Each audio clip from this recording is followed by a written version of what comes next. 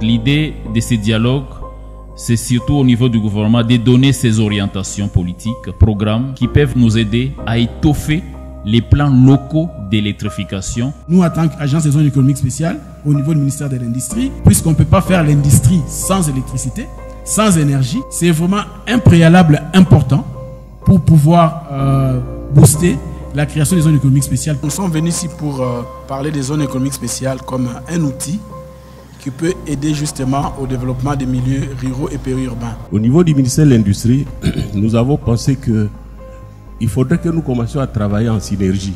Je suis Jean Dieudonné KVC, je suis le directeur du cabinet du ministre de l'Industrie et je suis vraiment très ravi de participer à ces assises parce qu'au fait, le secteur de l'industrie dépend d'abord du secteur de l'énergie qui est aussi une industrie. Le souci de mon intervention est de pouvoir faire un pont, faire un lien entre le numérique et l'accomplissement du programme d'électrification en milieu rural et périurbain. Ce travail d'électrification vient lui-même renforcer le travail du numérique. À travers le programme d'électrification en milieu rural et en milieu périurbain, nous disposons de la possibilité de créer des bases de données. Au niveau de l'ANSER, notre mission, notre travail de par son mode de fonctionnement va générer une base de données très importante. Je voudrais surtout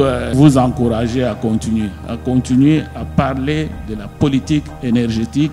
Je pense que tout ce que nous faisons ici fait partie de la politique énergétique de la RDC.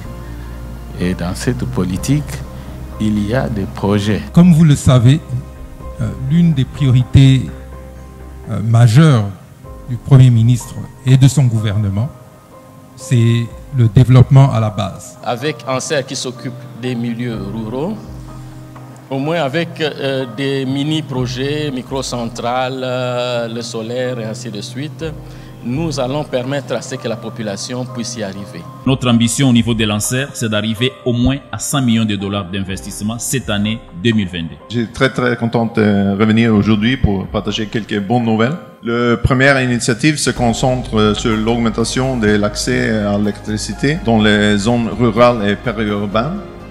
Et la deuxième initiative vise à garantir l'accès à des installations de cuisine propre dans les zones urbaines. Ces deux programmes investiront environ 27 millions de dollars. Nous comptons mettre 50 millions au niveau des subventions et ces 50 millions également passeront donc à travers le fonds Mwinda. Je félicite les efforts de ANSER d'avoir cette table ronde et d'être nous tous ici pour partager nos efforts et nos projets. Nous avons déjà l'argent.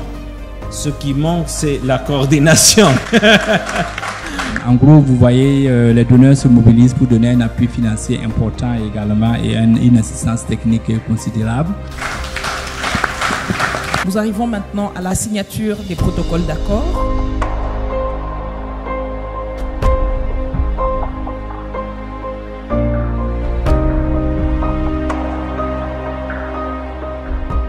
Sur ce, au nom de son Excellence, Monsieur le ministre des Ressources hydrauliques et électricité, je déclare clos la table ronde sur le thème électricité pour tous, pour un développement à la base.